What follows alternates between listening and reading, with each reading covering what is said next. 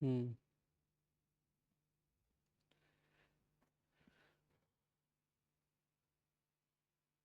ठीक है। तो अब ये देखो, अब हमें पढ़ना है अपस्ट्रीम प्रोसेसिंग। इसको समझने से पहले एक छोटा सा कंसेप्ट समझो ताकि आपको क्लैरिटी मिल जाए। अब ये बायो रिएक्टर है। बायो रिएक्टर मतलब फर्मेंटर होता है। तो फर्मेंटर के अंदर जो है, हम क्या भेजते हैं, एक सैंपल भेजते हैं। दोबारा समझो इस चीज़ को। ठीक है, ये आपका फर्मेंटर या बायो रिएक्टर है। अब इसके पहले कुछ प्रोसेस हो रहा होगा। उस प्रोसेस में जो भी केमिकल इस बायो रिएक्टर के अंदर डाल के हम ट्रांसफॉर्म कराना चाहते हैं, चेंज कराना चाहते हैं by the action of enzyme, उससे पहले भी कुछ बहुत सारे प्रोसेसेस हो रहे होंगे। उस प्रोसेस को बोलते हैं हम क्या? उस प्रोसेस को हम बोलते हैं क्या? अपस्ट्रीम प्रोसेस या अपस्ट्रीम प्रोसेसिंग। ठीक है।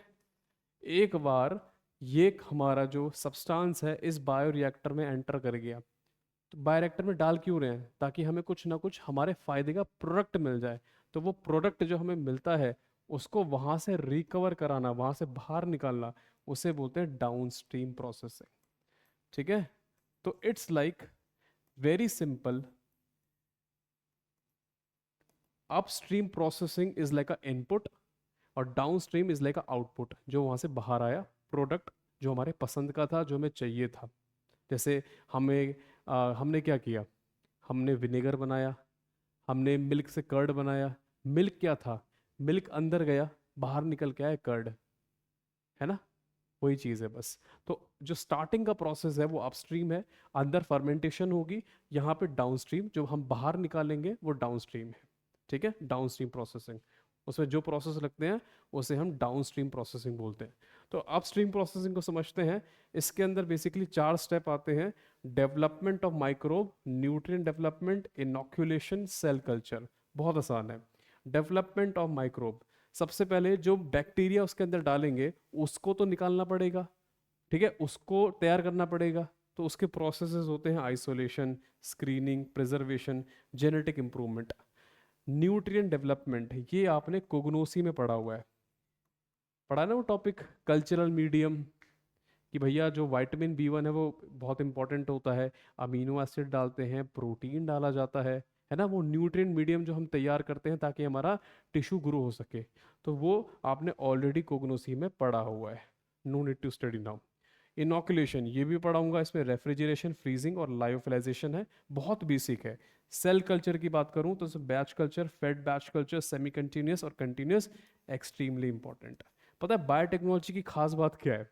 इसमें माइक्रोबायोलॉजी, बायोकेमिस्ट्री और आपका इंजीनियरिंग, सबके कॉन्सेप्ट मिक्स हैं। तो काइंड ऑफ आपका रिवीजन भी हो रहा है अगर आप नोटिस करो तो। ठीक है, कुछ चीज़ें अलग है मानता हूँ, लेकिन कुछ चीज़ें वहीं से उठाई हुई हैं। जैसे अभी थोड़ी देर पहले हमने फिल्टर्स के बारे में पढ़ा, तो यही फिल्टर आपने फिल्ट्रेशन टॉपिक में फार्मा टेक्नोलॉजी इंजीनियरिंग में पढ़ा होगा। Depth filter, membrane cartridge filter. फिर सेंट्रीफ्यूजेशन हमने पढ़ा, वो भी इंजीनियरिंग का कॉन्सेप्ट था। फिर थोड़े समय पहले हमने वेजिटेटिव सेल्स के बारे में पढ़ा, स्पोर्ट्स के बारे में पढ़ा, वो हमने माइक्रोबायोलॉजी से उठाया हुआ है। तो कंसेप्ट सारा ये रिवाइज हो रहा है। ठीक है, बायोटेक्नोलॉजी अगर मैं जो जितनी भी पढ़ा रहा हूँ ना, 100% अगर आपको बताऊँ, यहाँ पे 60% कुछ नया है, 40% रिविजन ही है। पुरानी चीज़ें आ रही हैं आपकी। ठीक है, चलो। तो सबसे पहले हम इसको डिस्कस कर लेते हैं। आइसोलेशन, अब देखो वही चीज़ आ गई ना, आइसोलेशन मतलब माइक्रोब्स को डेवलप करना। माइक्रोब्स को, जैसे अब सीधी सी बात है, बायोरिएक्टर के अंदर अब जो सैंपल को डालोगे, सैंपल के साथ वहाँ बैक्टीरिया भी जाएगा, लेकिन बैक्टीरिया को भी तो पहले तैयार करना पड़ेगा, कहीं से लेकर आना पड़ेगा। तो उसके लिए मेथड होते हैं कि हम सॉयल से ला सकते हैं, सॉयल या एरोसोल एरोसोल डाइल्यूशन कर सकते हैं। ग्रेडियंट प्लेट मेथड है, pour plate and streak plate method होता है। ठीक है, फ्लोटेशन होता है जो कि ग्रेविटेशन मेथड होता है, सेंट्रीफ्यूजेशन होता है। अब कमाल की बात क्या है, ये सब का सब माइक्रोबायोलॉजी के कुछ थ्योरी है। तो आपने ज़रूर माइक्रोबायोलॉजी में पढ़ा होगा, इफ़ नॉट तो पढ़ लेना। ठीक है, ये सारा माइक्रोबायोलॉजी में आता है। अच्छा, इसमें फ्लोटेशन और सेंट्रीफ्यूजेशन में डिफरेंस बता देता हूँ। ये दोनों के दोनों मेथड जो होते हैं वो डेंसिटी के बेस पे डिफरेंस करते हैं। डेंसिटी के बेस पे डिफरेंस करते हैं, या बोल सकते हैं डेंसिटी के बेसिस पे सेपरेशन करते हैं। On the basis of density they separate. ठीक है, सेपरेट। तो डिफरेंस क्या है दोनों में? डिफरेंस ये है कि फ्लोटेशन ग्रेविटी पे डिपेंड करता है और सेंट्रीफ्यूजेशन सेंट्रीफ्यूगल फोर्स पे डिपेंड करता है। नहीं तो दोनों के दोनों डेंसिटी के बेसिस पे ही सेपरेट करते हैं। चलो ठीक है, ये भी हो गया। अब isolation is also done by enrichment methods. ये भी आपने माइक्रोबायोलॉजी में पढ़ा होगा।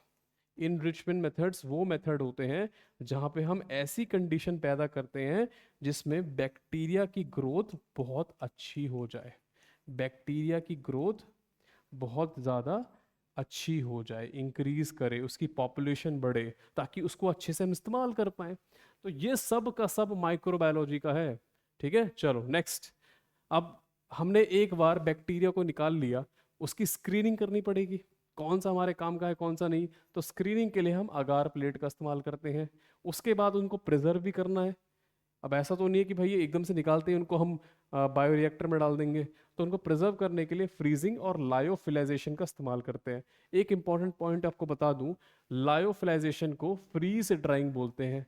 ठीक है, ये वैसे आगे पढ़ाऊंगा भी, तो उसको नोट डाउन कर लेना। ठीक है, फ्रीज ड्राइंग बोलते हैं।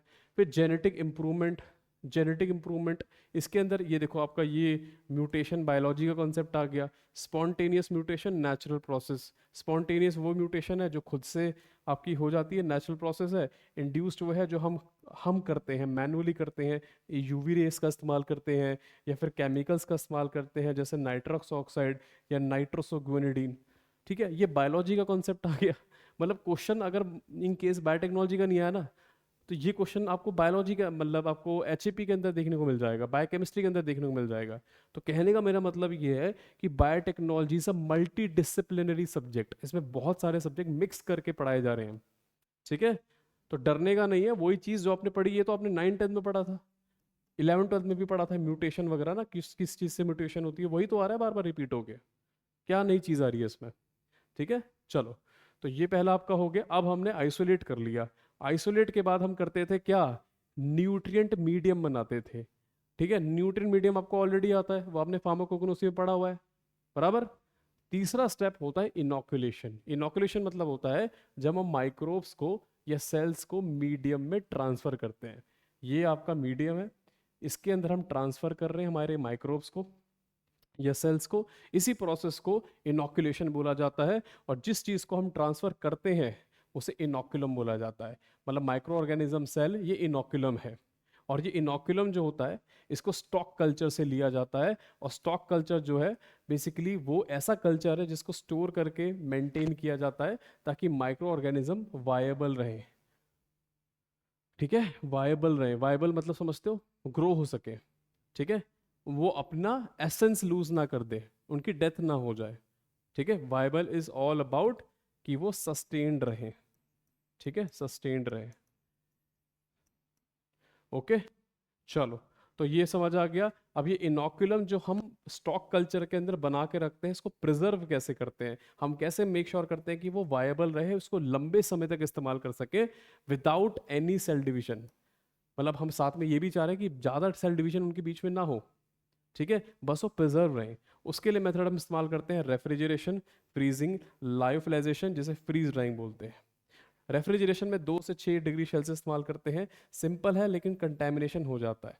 ठीक है, फ्रीजिंग के अंदर -18 से 80 डिग्री सेल्सियस का इस्तेमाल करते हैं और लिक्विड नाइट्रोजन के साथ टेम्परेचर पहुंच जाता है -196 degree Celsius. 5 star. This temperature is asked in GPAT. पूछा गया है कि लिक्विड नाइट्रोजन के साथ टेम्परेचर कितना रहता है, -196 डिग्री सेल्सियस। ठीक है, फिर आता है आपका लायोफिलाइजेशन। ये सबसे ज़्यादा बेहतरीन मेथड होता है, इसको डिटेल में आगे मैं आपको पढ़ाऊंगा यूनिट में। ठीक है, क्रायो प्रिजर्वेशन करके एक यूनिट आएगी, वहाँ मैं इसको डिस्कस करूंगा। ठीक है, तो भैया आपने अभी तक क्या क्या किया? अपस्ट्रीम प्रोसेस में बैक्टीरिया को आइसोलेट किया, आइसोलेट करने के अलग अलग प्रोसेसेस थे। उसके बाद उसको थोड़ा ग्रो करा कल्चर मीडियम पे। ठीक है, इनोकुलेशन ये भी आपने किया। इनोकुलेशन से पहले आपने क्या किया था? कल्चर मीडियम तैयार किया था, ये दूसरा स्टेप था। तीसरा स्टेप था इनको उस कल्चर मीडियम में ट्रांसफर करना, इनोकुलेशन। अब चौथा स्टेप आ जाओ। चलो चलो, ओके, बिल्डअप ऑफ इनोकुलम। ठीक है, देखो सीधी सी बात है, सीधी सी बात है। इनोकुलम मतलब क्या है? बैक्टीरिया जिसको हम प्रिजर्व करके रख रहे हैं, लेकिन जब प्रिजर्व करके रखेंगे तो वहां से निकालना भी पड़ेगा, है ना। अब ऐसे तो नहीं प्रिजर्व करके रखा है सीधे जाके फर्मेंटर में डाल देंगे। वहां पे फर्मेंटेशन में डालने से पहले हमें जहां हमने प्रिजर्व किया था वहां से रिट्रीव करना, वहां से निकालना भी जरूरी है। तो उसके लिए क्या करते हैं, रिवाइव करने के लिए हम कुछ टेक्निक इस्तेमाल करते हैं। वो टेक्निक क्या होती है? जैसे कि the time taken by buildup and technique use depend upon the method of preservation. ठीक है, मतलब कि अगर आपने रेफ्रिजरेशन करके उस इनोकुलम को प्रिजर्व किया होगा, उस बैक्टीरिया को स्टोर करके रखा होगा, तो उस केस में 6 से 24 घंटे लगेंगे उसको रिवाइव करने में। ठीक है, वहीं आपने फ्रीजिंग कर रखी होगी उसके, तो आपको 48 घंटे लग जाएंगे उसको वापस रिवाइव करने में। रिवाइव मतलब क्या? जैसे रिवाइव करोगे उसका सेल वापस डिवाइड होने लग जाएगा, सेल डिवीजन स्टार्ट हो जाएगा। ठीक है, फिर है लाइफलाइजेशन, फ्रीज ड्राइंग। तो इसमें क्या होता है, ये सबसे ज़्यादा बेस्ट मेथड है और सबसे ज़्यादा यहाँ पर वायबिलिटी मेंटेन रहती है, प्रिजर्वेशन अच्छी होती है। लेकिन प्रॉब्लम क्या है, इसमें रिवाइवल में भी बहुत टाइम लग जाता है, 4 से 10 दिन लग जाता है फॉर ऑल ऑर्गेनिज्म। क्योंकि भैया बैक्टीरिया बिल्कुल नींद में जा चुका था, उसको वापस लाने में बहुत टाइम लगता है लाइफलाइजेशन के अंदर। ठीक है, और जैसे ही हम उसको रिवाइव कर लेते हैं, इनोकुलम को मतलब बैक्टीरिया को ट्वीन 80 में सस्पेंड किया जाता है और उसके बाद उसको बायोरिएक्टर में अब डाल दिया जाता है। अब हमारा अपस्ट्रीम कंप्लीट हो चुका है। ठीक है, कंसंट्रेशन कितनी लेते हैं? बैक्टीरिया की 0.2 से 3% और फंगाई की 5 से 10%। ठीक है, तो अपस्ट्रीम प्रोसेसिंग ऑलमोस्ट यहाँ पे हमारी कंप्लीट हो चुकी है। आपने A to Z प्रोसेस पढ़ लिया। पहले उसको हमने बैक्टीरिया को आइसोलेट किया, स्क्रीन किया, प्रिजर्व किया, है ना, कल्चर मीडियम तैयार किया, कल्चर मीडियम में उसको डाला, कल्चर मीडियम में डालने के बाद उसको वापस से रिवाइव करेंगे, रिवाइव भी पढ़ लिया, है ना। चलो, बहुत बढ़िया, आगे चलते हैं। अब कल्चर मीडियम के बारे में पढ़ लेते हैं क्योंकि ये स्लाइड बहुत ही ज़्यादा इंपॉर्टेंट है और यहाँ से क्वेश्चन आ सकता है। कल्चर मीडियम 4 टाइप के होते हैं: batch culture, fade batch culture, semi continuous culture, continuous culture, open system. ठीक है, मतलब लग रहा होगा कि कितना मुश्किल है, लेकिन है बहुत आसान। अभी बताता हूँ। बैच कल्चर में क्या होता है, आप सबको पता है कि भाई फर्मेंटेशन के अंदर हम कुछ ना कुछ सैंपल डाल रहे हैं, ये सैंपल कुछ ना कुछ बना के हमें देगा बाहर, इतना तो आपको पता चल गया। ठीक है, बस अब इसी लॉजिक को पकड़ के रखो। तो बैच कल्चर जिसे क्लोज सिस्टम बोलते हैं, इसमें क्या होता है, इसके अंदर जो फर्मेंटर होता है, इसमें हम अपना सबस्ट्रेट या मीडियम स्टार्टिंग में ही डाल देते हैं, उसके बाद कोई भी मीडियम नहीं डाला जाता। एक बार डाल के रख दिया, भूल जाओ, क्लोज कर दो, क्लोज सिस्टम। दूसरा, फेड बैच कल्चर, इसमें क्या होता है, सबस्ट्रेट को added in increments at regular intervals. मान के चलो ये आपका फर्मेंटर है, इसमें पहले 1 घंटे में आपने 1 ग्राम सबस्ट्रेट डाला, जस्ट फॉर एग्जांपल। फिर अगले घंटे 1 घंटे बाद आपने 2 ग्राम डाला, फिर 1 घंटे बाद आपने 3 ग्राम डाला। तो रेगुलर इंटरवल पे इंक्रीमेंट कर रहे हो, 1 1 घंटे बाद 1 1 ग्राम बढ़ाते जा रहे हो। ठीक है, समझ गए? फेड बैच कल्चर, बार बार डाल रहे हैं और थोड़ा थोड़ा बढ़ा भी रहे हैं। यहाँ पे ईल्ड जो है वो 25 से 1000% ज़्यादा हो जाती है as compare to batch culture. ठीक है, ये भी ज़्यादा हो जाती है। Semi continuous culture, semi continuous culture के अंदर क्या होता है, the portion of medium is removed and replace by fresh medium. अब इसके अंदर बताता हूँ क्या होता है। ये आपका जो है बायोरिएक्टर है। अब मान के चलो आपने इसमें मीडियम डाल दिया, अब थोड़ा सा मीडियम यहाँ से हटा देते हैं और नया डाल देते हैं। ठीक है, it can be done at repeated intervals, और इसको रिपीटेड इंटरवल में, जैसे मान के चलो 10 मिनट बाद, 1 घंटे बाद, रिपीटेड इंटरवल पे किया जाता है।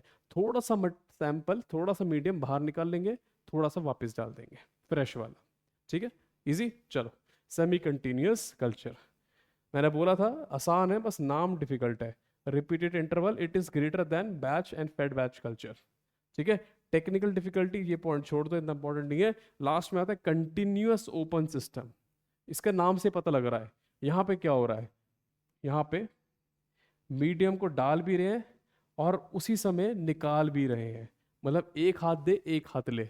ठीक है, चलो तो इसमें क्या करते हैं, मीडियम को रिमूव किया जाता है और रिप्लेस किया जाता है फ्रेश मीडियम से, कुछ इस तरह से कि जिस स्पीड से आप निकालते हो उसी स्पीड से आप उसको ऐड करते हो।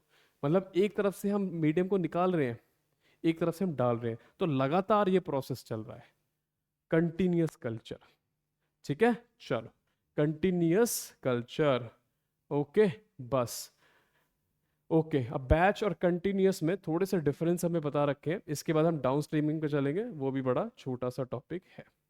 ठीक है, चलो, तो बैच और कंटिन्यूअस कल्चर की बात कर लेते हैं। तो बैच कल्चर में जो बायोरिएक्टर का साइज बड़ा होता है, कंटिन्यूअस में छोटा होता है। एडवांटेज की बात है, छोटा साइज है, ट्रांसपोर्ट करने में हेल्प हो जाती है। बड़ा साइज एक जगह रख दिया तो रख दिया। ईल्ड मतलब परसेंटेज कितना बाहर बाहर हमें प्रोडक्ट मिलता है, बैच में कम मिलता है, कंटिन्यूअस में ज़्यादा मिलता है, अगेन एडवांटेज है। ठीक है, कॉस्ट, कॉस्ट की बात करें तो बैच वाला जो है वो सस्ता है, कंटिन्यूअस वाला रिलेटिवली और भी सस्ता है, अगेन एडवांटेज। तो इससे प्रूफ हो गया कंटिन्यूअस, कंटिन्यूअस वर्सेस बैच में जो है कंटिन्यूअस वाला ज़्यादा अच्छा, ज़्यादा एडवांटेज प्रोवाइड करेगा। ठीक है, तो क्वेश्चन आ जाए कि कंटिन्यूअस कल्चर इज बेटर और बैच कल्चर इज बेटर, तो आपको पता है कंटिन्यूअस ज़्यादा बेटर है। बैच में दिक्कत आती है, बड़ा होता है साइज में, यील्ड भी कम आता है और कंपैरेटिवली कंटिन्यूअस के मुकाबले थोड़ा महंगा भी है। ठीक है, चलो, नेक्स्ट आता है डाउन स्ट्रीम प्रोसेसिंग। तो अभी तक हमने पढ़ लिया, हमने क्या पढ़ लिया अभी तक, हमने ये पढ़ लिया कि हमने ये डाउन अपस्ट्रीम वाला प्रोसेस कंप्लीट कर लिया। अपस्ट्रीम वाला प्रोसेस कंप्लीट हो गया, हमने फर्मेंटेशन भी करा दी, अंदर फर्मेंटेशन भी हो चुकी है। फर्मेंटेशन के बाद यहाँ से कुछ मटेरियल जो हमारा प्रोडक्ट था उसको हम यहाँ पर बाहर निकालना चाहते हैं, इसे बोलते हैं प्रोडक्ट रिकवरी। सीधी सी बात है, कुछ अंदर डाला है, ठीक है, सबस्ट्रैट, तो बाहर कुछ प्रोडक्ट आएगा, तो इसे बोलते हैं डाउन स्ट्रीम प्रोसेसिंग। वो सारे प्रोसेस जो हम इस्तेमाल करते हैं उस प्रोडक्ट को बाहर निकालने के लिए डाउन स्ट्रीम प्रोसेसिंग या प्रोडक्ट रिकवरी। ठीक है, चलो, तो ये देख लेते हैं कौन कौन से होते हैं। इसमें हम क्या करते हैं, प्रोडक्ट को बाहर निकालते हैं, एक्सट्रैक्ट करते हैं, उसको प्यूरिफाई करते हैं। ठीक है, फर्मेंटेशन और डाउन स्ट्रीम प्रोसेसिंग को दोनों को साथ में मिला के इंटीग्रेटेड सिस्टम बोला जाता है, दोनों साथ में रहते हैं। अप स्ट्रीमिंग थोड़ा अलग है, ये दोनों इंटीग्रेटेड रहते हैं, फर्मेंटेशन और डाउन स्ट्रीम। ठीक है, और डाउन स्ट्रीम प्रोसेसिंग में जितने कम स्टेप होंगे उतनी ज़्यादा ही प्रोडक्ट बनेगा, मोर इज द यील्ड। ठीक है, अब डाउन स्ट्रीम प्रोसेसिंग के अंदर दो टाइप के मेटाबोलाइट बनते हैं, इंट्रासेलुलर जो सेल के अंदर ही रहते हैं, और एक्स्ट्रा सेलुलर जो सेल के बाहर रहते हैं। जो सेल के अंदर रहते हुए हैं वाइटामिन, एंजाइम्स, और जो सेल के बाहर रहते हैं वो outside the cell antibiotics, amino acid, alcohol. ठीक है, अब देखा जाए तो यही चीज़ तो हमें चाहिए थी, विटामिन हम बनाने वाले थे, एंटीबायोटिक, अमीनो एसिड, तो जो सबस्ट्रैट हमने भेजा था अब वो विटामिन में कन्वर्ट हो चुका है, हमारे फायदे का है, उसको निकालो अब, चलो। ठीक है, चलो, अब कैसे कैसे निकालना है इसको देख लेते हैं, 5 स्टेप में निकालेंगे, बहुत ही सिंपल है।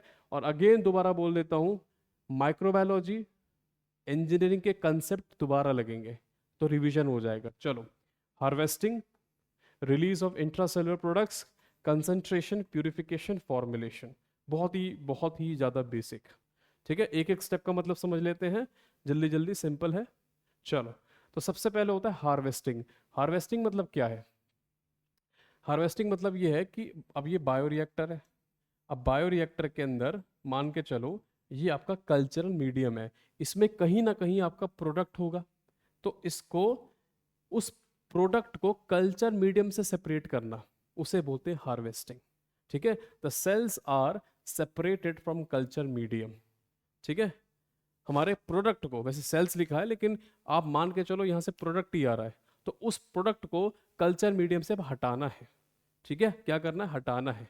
ठीक है, चलो, ओके, हटाते हैं। तो उसके लिए वही चीज़ बार बार बोल रहा हूँ, वही चीज़ इंजीनियरिंग के कंसेप्ट रिपीट हो रहे हैं, फ्लोटेशन, फ्लॉक्यूलेशन, ये फिजिकल फार्मेसी में पढ़ते हो कि नहीं पढ़ते हो, फिल्ट्रेशन, अरे वाह इंजीनियरिंग, सेंट्रीफ्यूजेशन इंजीनियरिंग, वही चीज़ बार बार रिपीट हो रही है। Flotation density based separation method है, centrifugation density based separation method है। दोनों में डिफरेंस क्या था? फ्लोटेशन डिपेंड करता है ग्रेविटी पे, सेंट्रीफ्यूजेशन डिपेंड करती है सेंट्रीफ्यूगल फोर्स पे। ठीक है। फ्लॉक्यूलेशन फिजिकल फार्मेसी का कंसेप्ट है। इसमें सेल्स जो होती हैं वो लार्ज एग्रीगेट्स बना के सेटल डाउन हो जाती हैं रिमूव करने के लिए, और फ्लॉक्यूलेटिंग एजेंट का इस्तेमाल करते हैं जैसे कि इनऑर्गेनिक सॉल्ट्स। ठीक है। तो ये आपने फिजिकल फार्मेसी में भी पढ़ा होगा। बेसिकली एग्रीगेट्स बन जाते हैं, एग्रीगेट्स बन जाते हैं और धीरे धीरे करके ये नीचे सेटल हो जाते हैं। ठीक है। उसके बाद फिल्ट्रेशन पे आ जाते हैं। फिल्ट्रेशन में अलग अलग टाइप के फिल्टर्स का इस्तेमाल किया जाता है। आप मर्द करके ट्रिक याद कर सकते हो, एम से मेम्ब्रेन फिल्टर, और डेप्थ फिल्टर तो आपने अभी थोड़ी देर पहले पढ़ा था। डेप्थ फिल्टर के अंदर ग्लास वूल का इस्तेमाल करते थे जिसको स्टेरलाइज कराते थे स्टीम डिस्टिलेशन से। इसके अंदर प्लीटेड फिल्टर्स का इस्तेमाल करते थे ना, वो फोल्डेड वाले। देख रहे हो बार बार वही चीज रिपीट हो रही है। उसके बाद ए से एब्सोल्यूट फिल्टर और रोटरी ड्रम फिल्टर। तो क्या अलग पढ़ रही है हमने, क्या अलग पढ़ लिया? एक ही चीज बार बार रिपीट हो रही है। चलो आगे चलते, next. Okay, release of intracellular products. अब हुआ क्या? देखो, जो कल्चर मीडियम था उसमें से हमने सेल को रिमूव कर दिया। ओवरऑल मैं बार बार बोल रहा हूँ प्रोडक्ट को रिमूव कर रहे हैं क्योंकि इन दी एंड हमें प्रोडक्ट चाहिए, लेकिन फिलहाल वो सेल के अंदर है। ठीक है।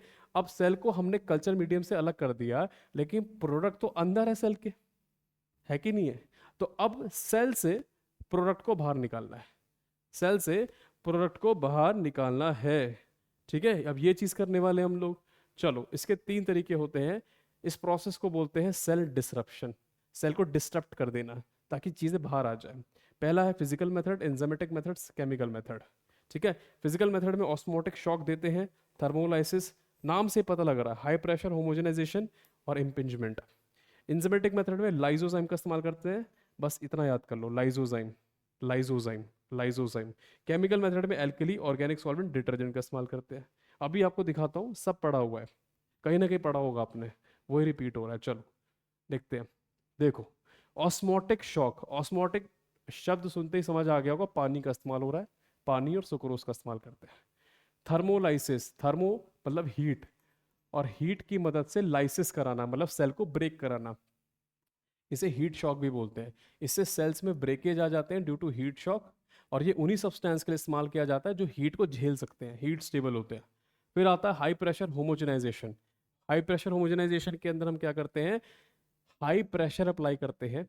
ठीक है। वो भी बहुत ही छोटे छेद से, बहुत ही छोटा सा छेद होता है, ओरिफिस बोलते हैं। ठीक है। ओरिफिस बोल लो, होल बोल लो, एक ही बात है। उससे सेल्स में ब्रेकेज आ जाते हैं, प्रोडक्ट हमारा बाहर आ जाता है। ठीक है। लास्ट आता है इम्पिंजमेंट, ये कुछ अलग है। तो इम्पिंजमेंट को हिट और स्ट्राइक बोलते हैं। इसमें हम क्या करते हैं? इसके अंदर बेसिकली एक स्टेशनरी ऑब्जेक्ट होता है। ठीक है। Stream of cells with high pressure and velocity, मतलब बहुत सारी सेल्स को लेके, ठीक है, हम इस स्टेशनरी ऑब्जेक्ट पे हिट कराते हैं, हिट कराते हैं, हिट कराते हैं। ठीक है। Stream of cell with high pressure and velocity are made to hit a stationary object और अनदर स्ट्रीम ऑफ सेल्स। हो सकता है दो स्ट्रीम ऑफ सेल को आपस में हिट करा दिया। ठीक है। इससे सेल डिस्टर्ब हो जाती है और प्रोडक्ट बाहर आने के चांसेस हो जाते हैं। ठीक है। चलो, और ये इतना ज़्यादा अच्छा मेथड है कि ये लो कंसंट्रेशन पे भी सेल को डिस्टर्ब कर देता है। और इसके लिए जो डिवाइस का इस्तेमाल करते हैं वो है माइक्रोफ्लूडाइजर। ठीक है। इसकी फोटो आई थिंक डाली है मैंने शायद, हाँ ये रहा माइक्रोफ्लूडाइजर। ठीक है। तो ये देख लेना थोड़ा बहुत। चलो, माइक्रोफ्लूडाइजर, इम्पिंजमेंट। ठीक है। चलो, तो ये हमारा कंप्लीट हो गया फिजिकल मेथड। फिजिकल के बाद आता है केमिकल एंजाइमेटिक मेथड। तो इसको तो जल्दी जल्दी सॉल्व करा देते हैं। ये एंजाइमेटिक मेथड जो है ना, ये कोग्नोसी से आया हुआ है। लो, lysozyme most commonly use enzyme है। हल्का सा आपको स्क्रीन ब्लर दिख रहा होगा, ये मैंने संकल्प हमारे मॉड्यूल से वहां से उठाई हुई है ये इमेज। ये हैन एक्स से मिलता है, और ये सेल वॉल के अंदर, ये क्वेश्चन आ सकता है, ऐसा नहीं कि बायोटेक्नोलॉजी का क्वेश्चन है, कोग्नोसी में भी आ सकता है। बीटा 1,4 ग्लाइकोसिडिक बॉन्ड्स को हाइड्रोलाइज करता है या तोड़ता है। सेल वॉल के अंदर ग्लाइकोसिडिक बॉन्ड्स को तोड़ता है, तोड़ता है, तोड़ता है। ठीक है। ग्राम पॉजिटिव बैक्टीरिया जल्दी टूट जाता है। ग्राम नेगेटिव बैक्टीरिया के लिए लाइजोजाइम के साथ, लाइजोजाइम के साथ ईडीटीए भी देना पड़ता है। मतलब ग्राम नेगेटिव बैक्टीरिया थोड़ा जिद्दी है, वो कहता है भाई मैं लाइजोजाइम से नहीं टूटूंगा, मुझे साथ में कुछ और लेकर आओ तब मैं सोचता हूँ। तो उसके लिए ईडीटीए भी देना पड़ता है। ग्राम नेगेटिव बैक्टीरिया के लिए। ये तो हो गया हमारे एंजाइमेटिक मेथड।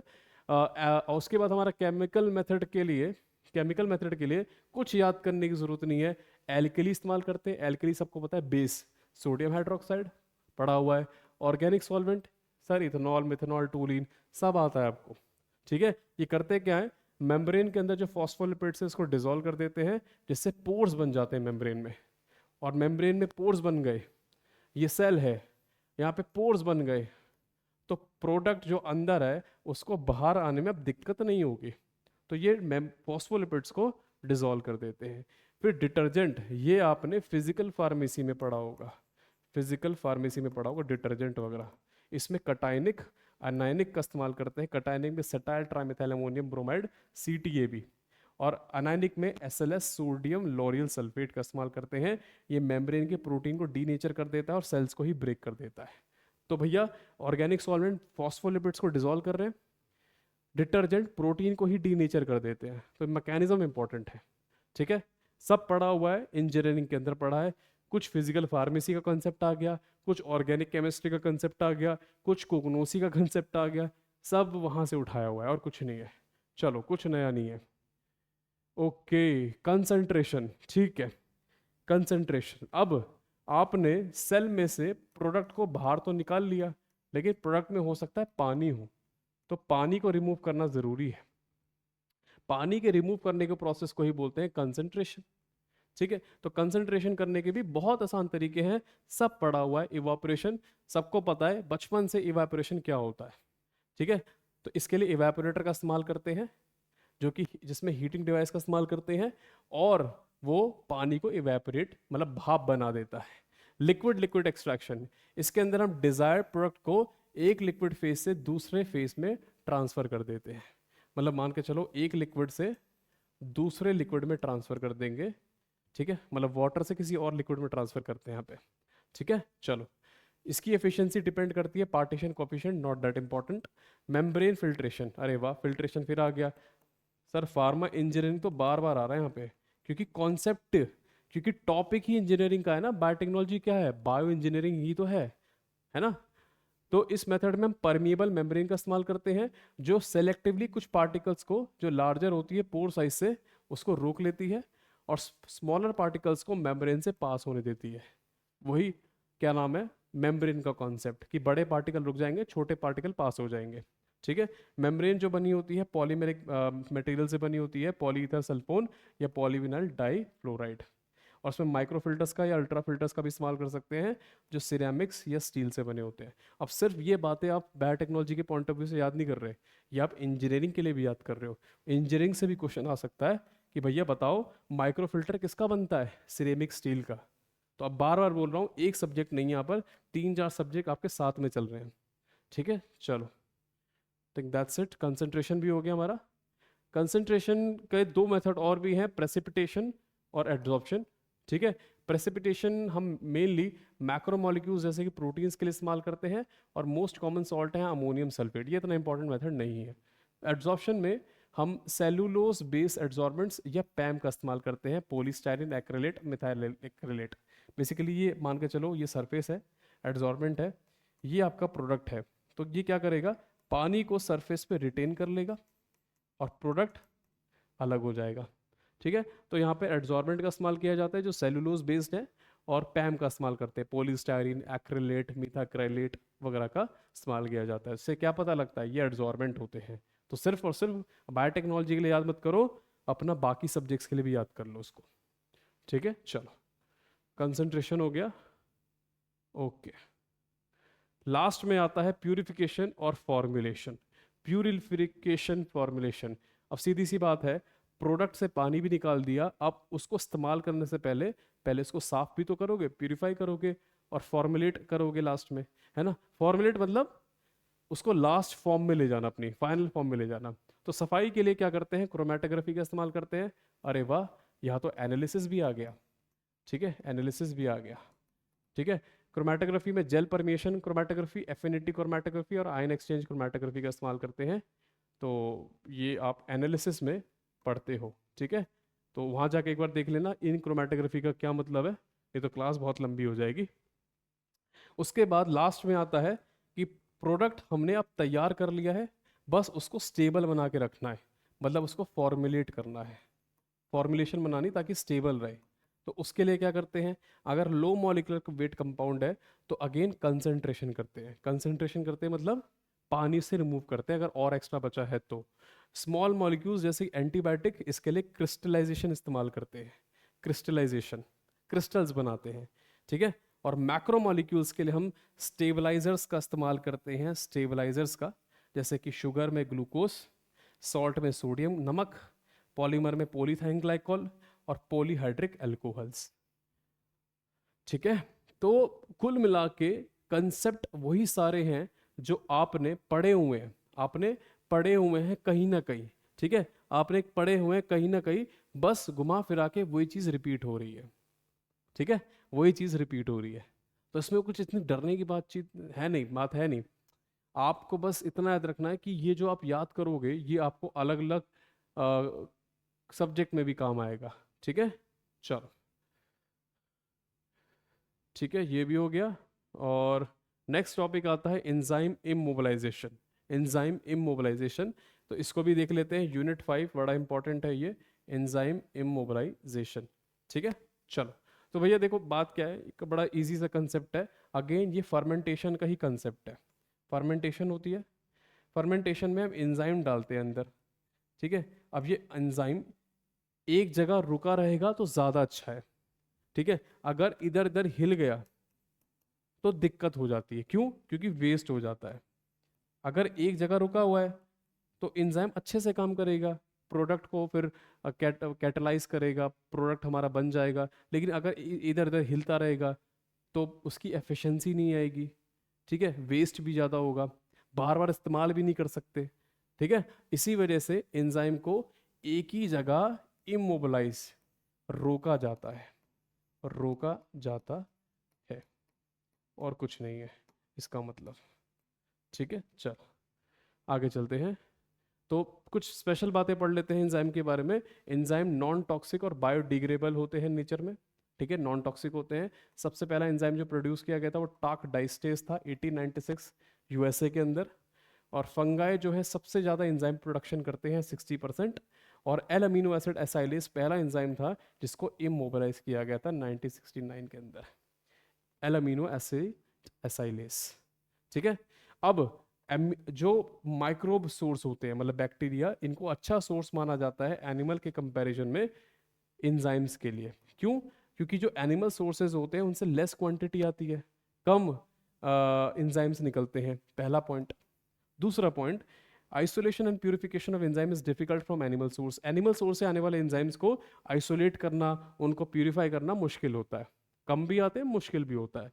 तीसरा पॉइंट, जो बोविन सोर्सेज से आते हैं, कुल मिला के वही हमारे एनिमल सोर्सेज से आते हैं, उससे कंटेमिनेशन, एलर्जी वगैरह का चांस होता है, इन्फेक्शन का चांस होता है, जिसमें सबसे कॉमन है बोवीन स्पॉन्जीफॉर्म एनसेलोफेलोपैथी, ठीक है। तो एक इन्फेक्शन याद कर लेना कि भैया अगर एनिमल सोर्स से एंजाइम लेते हैं तो बीएसई, बोविन स्पॉन्जीफॉर्म एनसेलोफेलोपैथी नाम की डिजीज के चांसेस रहते हैं। इसी वजह से हम प्रेफर करते हैं माइक्रोबियल सोर्स को ज़्यादा एंजाइम्स के लिए, ठीक है। चलो, BSC, bovine spongy form encephalopathy. Enzyme immobilization का मतलब मैं आपको ऑलरेडी बता चुका हूँ, बट डेफिनेशन पढ़ देता हूँ। इसमें हम एंजाइम को एक इनर्ट सपोर्ट मीडियम पे रोक के रखते हैं, कन्फाइन कर देते हैं, ताकि एंजाइम ज़्यादा स्टेबल रहे और बार बार इस्तेमाल कर सके। इट्स लाइक कि कोई इनर्ट मटेरियल होता है और एंजाइम पे इसको रोक के रखते हैं ताकि इधर उधर ना जाए, इधर उधर जाएगा एफिशिएंसी कम होगी, बार बार इस्तेमाल भी नहीं कर पाएंगे। तो सिंपल भाषा में एक जगह रोक के रखना एंजाइम को, ठीक है। इसलिए करते हैं क्योंकि फ्री एंजाइम सॉल्यूशन के अंदर स्टेबल नहीं होते और दोबारा इस्तेमाल नहीं किए जाते तो वेस्ट हो जाते हैं, वही चीज़ जो मैं बार बार बोल रहा हूँ। तो सपोर्ट मटेरियल कौन कौन सा इस्तेमाल करते हैं, तो इसको याद करना इतना मुश्किल नहीं है।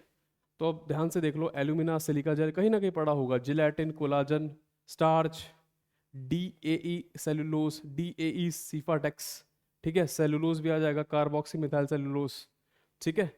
उसके बाद पॉली एक्रिलेमाइड जेल, ये इंट्रैपमेंट मेथड में इस्तेमाल करते हैं। तो इसको रटने की जरूरत नहीं है, जिलेटिन, कोलाजन दिख जाए, है ना, एल्यूमिना, सिलिका जेल दिख जाए, समझ जाना सपोर्ट मटेरियल है, इनर्ट मीडियम है। कुछ अलग सा दिख जाए तो आप समझ जाओगे ये तो नहीं हो सकता, ठीक है। तो जिलेटिन दिख जाए, कोलाजन दिख जाए, एल्यूमिना दिख जाए, पॉलीमर दिख जाए कोई, तो समझ जाना ये हमारा इनर्ट मटेरियल है, ठीक है।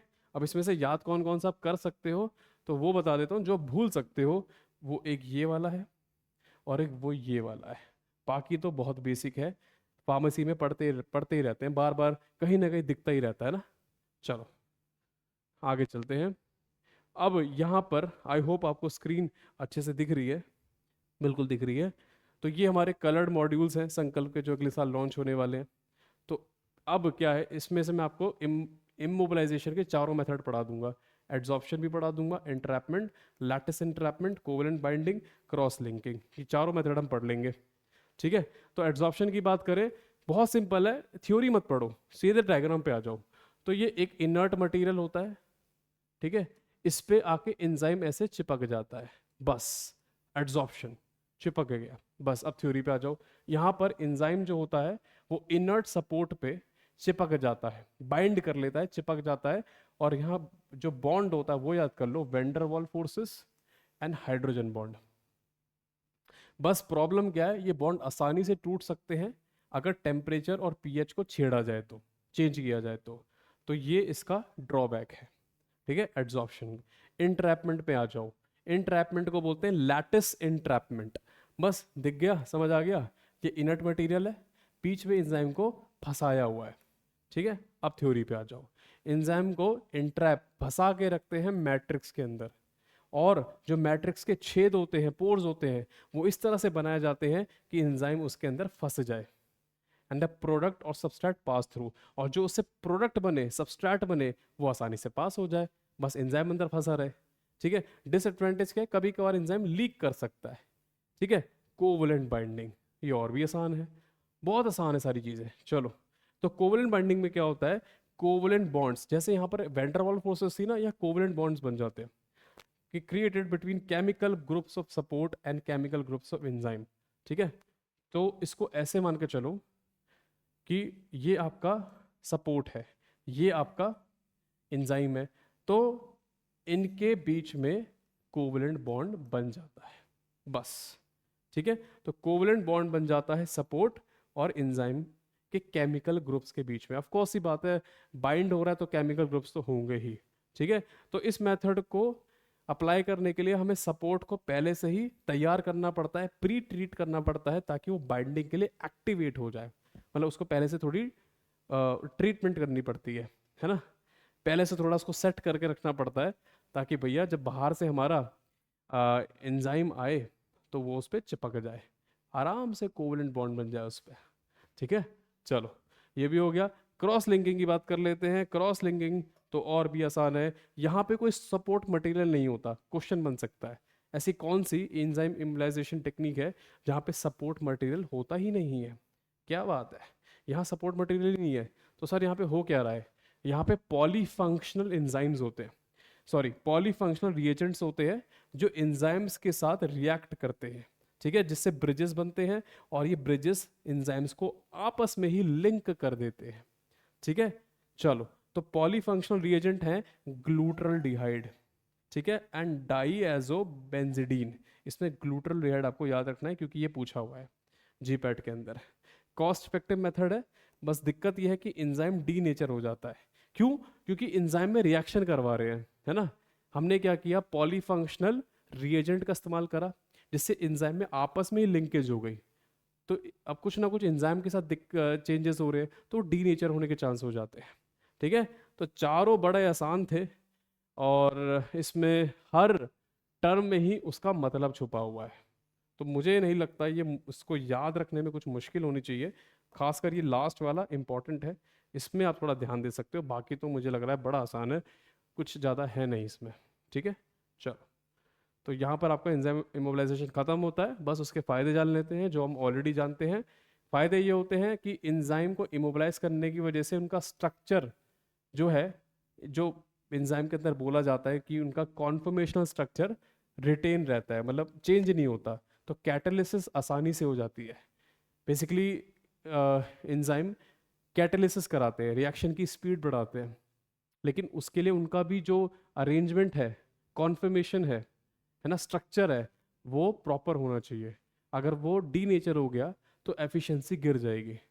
ठीक है, तो एंजाइम इमोबिलाइजेशन की वजह से वो स्ट्रक्चर, सिंपल भाषा में बोलता हूँ, स्ट्रक्चर, कॉन्फर्मेशन स्ट्रक्चर, वो रिटेन रहता है, वो वही रहता है। ठीक है, स्टेबल हो जाते हैं, एफिशिएंट हो जाते हैं, बार बार इस्तेमाल कर सकते हैं, इसलिए कॉस्ट इफेक्टिव है, और प्रोडक्ट्स आर एंजाइम फ्री। सीधी सी बात है, एंजाइम फ्री। क्यों? प्रोडक्ट हमने बना लिया। अब प्रोडक्ट, एंजाइम इधर उधर जा रहा है, तो भैया हो सकता है ये इसके साथ चिपक के बाहर आ जाए, प्रोडक्ट के साथ, लेकिन अगर हम एंजाइम को एक ही जगह रोक दें तो प्रोडक्ट बिल्कुल साइड आ जाएगा, इसमें एंजाइम की कोई कंसंट्रेशन नहीं होगी, बिल्कुल बिंदास प्रोडक्ट मिलेगा प्योर, हमें एंजाइम नहीं मिलेगा, एंजाइम वहीं पे पीछे ही पड़ा हुआ है। ठीक है, ट्रैप्ड है।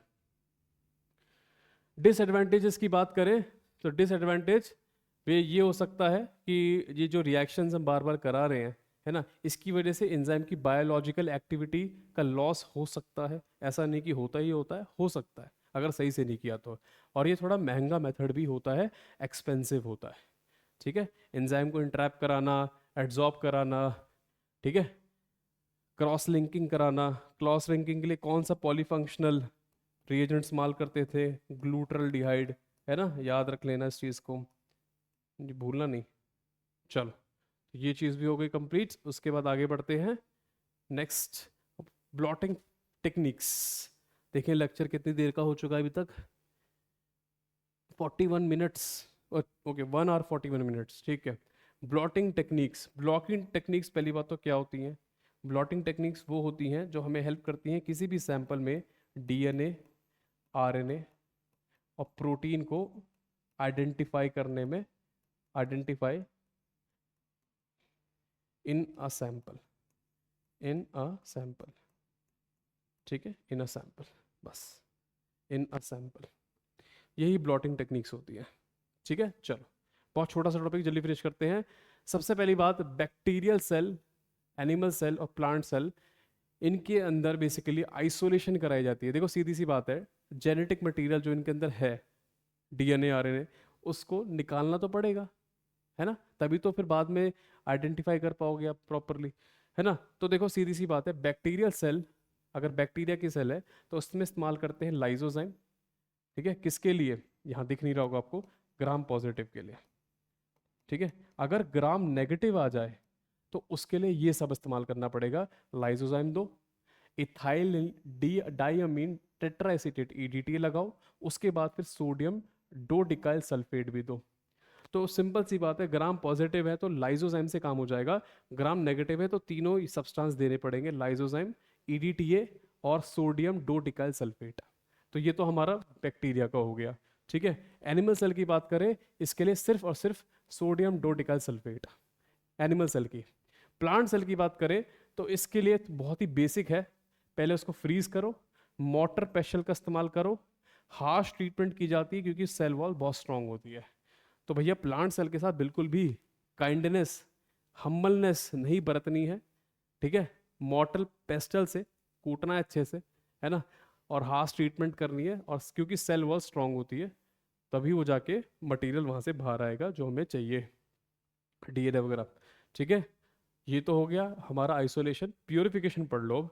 प्यूरिफिकेशन, एक बार वहाँ से निकल गया तो उसको प्यूरिफाई करने के लिए, प्यूरिफाई करने के लिए क्या करते हैं? ट्रेडिशनल वे, पुराना तरीका, और नया तरीका डायरेक्ट वे, दो तरीके हैं। देख लेते हैं क्या क्या है। चलो देखो आपका, ओके, ठीक है, ओके।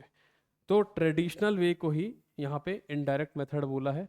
इसमें हम सेंट्रीफ्यूजेशन का इस्तेमाल करते हैं जो कि सेल का वेस्ट हटा देता है, डेब्रिस है, डेब्रिस मतलब वेस्ट। आरएनएस, ये डिग्रेड करता है आरएनए को, और लास्ट में इथेनॉल का इस्तेमाल करके हम डीएनए को प्रेसिपिटेट करा लेते हैं, बाहर निकलवा लेते हैं। तो ये 3 स्टेप हैं, पहले सेंट्रीफ्यूजेशन, फिर आरएनए को हटाया, फिर इथेनॉल का इस्तेमाल करके डीएनए प्रेसिपिटेट करा लिया। डायरेक्ट तरीका है, इसमें डिटर्जेंट का इस्तेमाल करते हैं, सिटाइल ट्राइमिथाइल अमोनियम ब्रोमाइड रहेगा वैसे तो आगे, सी टैब। ठीक है, तो बस याद रखना डायरेक्ट मेथड में हम सी टैब का इस्तेमाल करते हैं और कुछ नहीं, सी टैब। ठीक है, जो कि क्या करता है, इनसॉल्युबल कॉम्प्लेक्स बना लेता है न्यूक्लिक एसिड के साथ। न्यूक्लिक एसिड, डीएनए के अंदर क्या होता है, न्यूक्लिक एसिड, तो उसके साथ इनसॉल्युबल कॉम्प्लेक्स बना लेता है। ठीक है, ये एक और मेथड है, पढ़ना चाहो तो पढ़ सकते हो, but I don't think it is important, NIPER में पूछा जा सकता है, तो फिलहाल तो छोड़ देते हैं, अभी मत पढ़ना इसे, छोटा सा एक मेथड है। अब आते हैं बहुत ही इंपॉर्टेंट पॉइंट पे, ब्लॉटिंग टेक्निक्स के क्वेश्चन बहुत आते हैं, है ना। साउदर्न ब्लॉटिंग एड साउदर्न ने बनाई थी 1975 में, और इसकी मदद से हम डीएनए को आइडेंटिफाई करते हैं, और यहाँ पर हम नाइट्रोसेलुलोज का पेपर या नायलॉन मेम्ब्रेन का इस्तेमाल करते हैं। ठीक है, नॉर्दर्न प्लॉटिंग, ठीक है, चलो इसको ऐसे करते जाएंगे, ये नीचे साउथ डायरेक्शन है, ये डीएनए हो गया। ठीक है, अब हम गए नॉर्थ की तरफ, तो नॉर्थ में क्या है, आइडेंटिफिकेशन ऑफ आरएनए, तो यहाँ आरएनए आ गया। ठीक है, फॉर आरएनए मॉलिक्यूल्स हम मॉडिफाइड नाइट्रोसेलुलोज पेपर या नायलॉन का इस्तेमाल करते हैं। तो भैया देखो सीधी सी बात है, वो जो पढ़ा वहां पे आपने वही चीज़ यहाँ लिखी है, नाइट्रोसेलुलोज पेपर या नायलॉन मेम्ब्रेन, बस यहाँ मॉडिफाइड कर देंगे, थोड़ा सा चेंजेस कर देते हैं। तीसरा आता है western blotting. Western blotting, western blotting मतलब ये इस्तेमाल करते हैं हम प्रोटीन्स के लिए, और इसके लिए हम स्पेसिफिक प्रोटीन लिगेंड इंटरेक्शंस को डिटेक्ट करते हैं। मतलब डीप में जाऊंगा नहीं ज़्यादा, पूरा मैकेनिज्म समझाना पड़ेगा उसके लिए, और इतना टाइम अपने पास है नहीं, पूछता यही है। ठीक है, तो वेस्टर्न ब्लॉटिंग के अंदर एंटीबॉडीज या लेक्टिन्स, लेक्टिन्स याद रख लेना, 5 स्टार, डायरेक्ट लेक्टिन्स वर्ड आपको ऑप्शन में दिख जाएगा। ठीक है, तो ये मैंने पूरा आपका डायरेक्शन वाला ग्राफ बना दिया, diagram, north RNA, south DNA, और वेस्ट में प्रोटीन। ठीक है, ठीक है, चलो याद हो गया। तो भैया जो आपकी जर्नी है ना, वो पहले साउथ से स्टार्ट करो। ठीक है, साउथ से स्टार्ट करो, साउथ कवर कर लिया, फिर वापस नॉर्थ जाओ, फिर वेस्ट जाओ, ईस्ट तो जाओ मत, भूल जाओ ईस्ट क्या होता है प्लॉटिंग टेक्निक में, ईस्ट की कोई ज़रूरत ही नहीं है। एक छोटी सी टेक्निक और भी है लास्ट में, डॉट ब्लॉटिंग, इसमें हम साउदर्न और नॉर्दर्न ब्लॉटिंग का एक मॉडिफिकेशन इस्तेमाल करते हैं, जो दोनों डीएनए और आरएनए को आइडेंटिफाई कर लेता है, आइडेंटिफाई कर लेता है, डीएनए और आरएनए दोनों को ही आइडेंटिफाई कर लेता है, डॉट ब्लॉटिंग। ठीक है, डॉट। ओके, चलो, तो ये भी हो गया, और आगे चलते हैं। ओके, ये स्पेशल पॉइंट्स हैं नाइपर के लिए, तो इसको नाइपर के टाइम पे डिस्कस कर लेंगे, अभी आप छोड़ सकते हो, नहीं तो पढ़ना चाहे तो पढ़ सकते हो, ज़्यादा इंपॉर्टेंट है नहीं। ठीक है, तो नाइपर के टाइम पे इस पे वापस आ जाना। ठीक है, चलो।